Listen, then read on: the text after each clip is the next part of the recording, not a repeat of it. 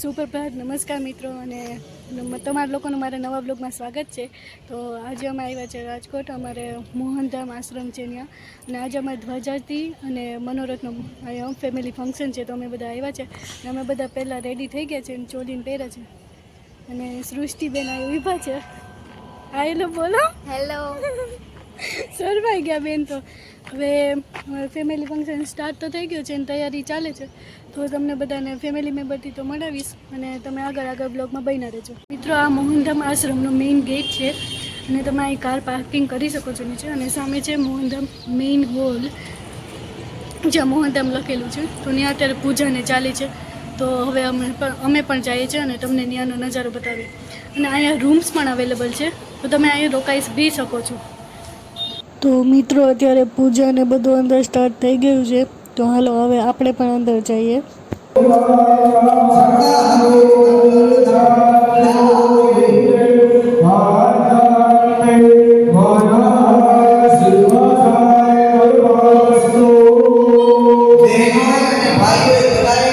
મિત્રો, અહીંયા મારા બધા કઝિન્સ અને મારા કાકાને બધા ફૂલોનું બધી તૈયારી કરી રહ્યા છે, તમે જોઈ શકો છો.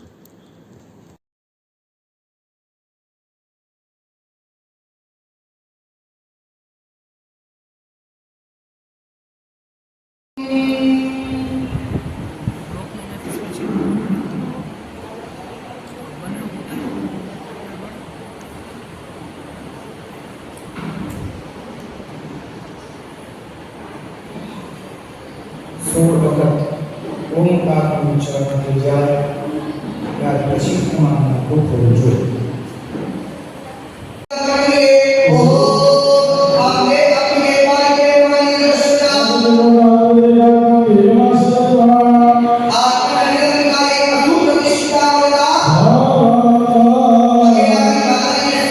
મિત્રો, મોહનદાસ બાપાનું આગમન થઈ ગયું છે અને બધા ફૂલોથી એનું સ્વાગત કરે છે, તમે જોઈ શકો છો.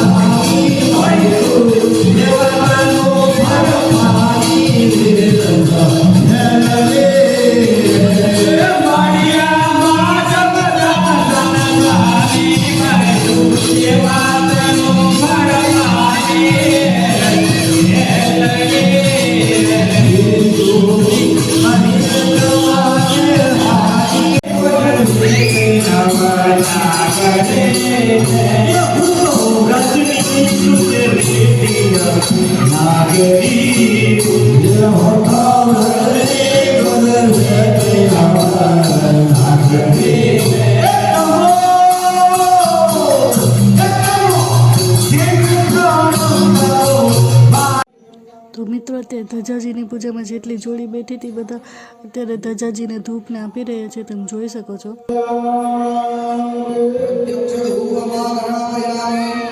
દીપમ દર્શયામિ તદપશ્ચાત મહાનૈવેદ્ય પાત્રમ નૈવેદ્યનું પાત્ર એ દાદાને આપો.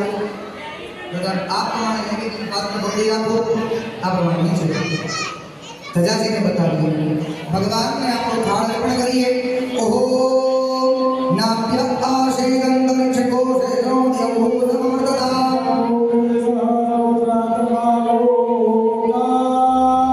તો મિત્રો, અહીંયા ધજાજીની પણ આરતી ઉતારાય છે અને મોહનદાસ બાપાની પણ આરતી ઉતારાય છે, તમે જોઈ શકો છો.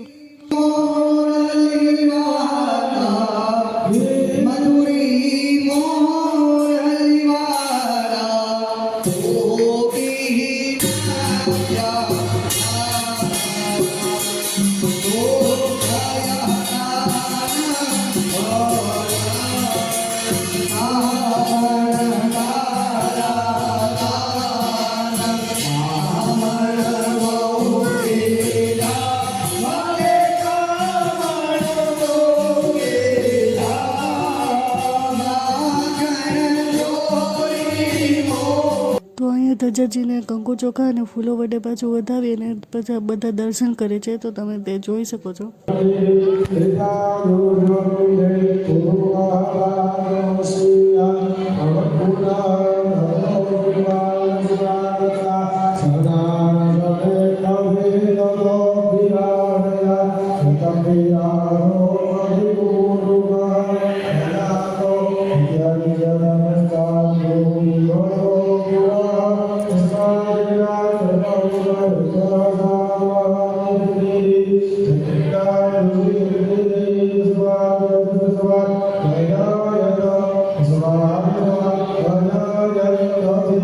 તો બાપાશ્રી અહીં ભક્તગણોમાં ચોકલેટની પ્રસાદીનું વિતરણ કરી રહ્યા છે, તે તમે જોઈ શકો છો.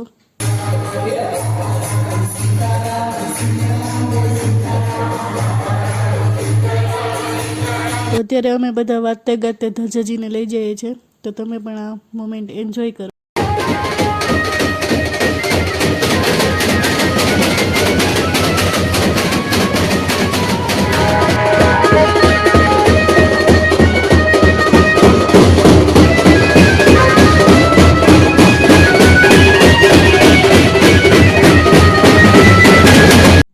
તો અત્યારે ધજાજી બાપાશ્રીના ચરણોમાં રાખી છે અને પછી અમે ધજાજી ચડાવશું.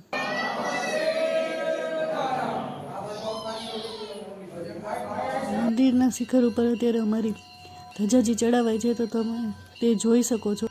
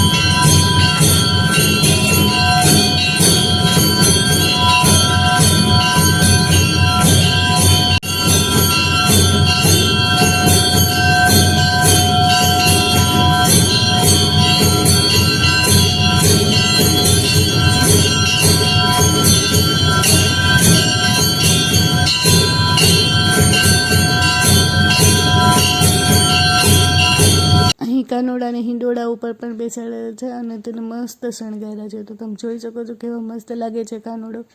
અને હું તેમને હિંચકો નાખતી હતી.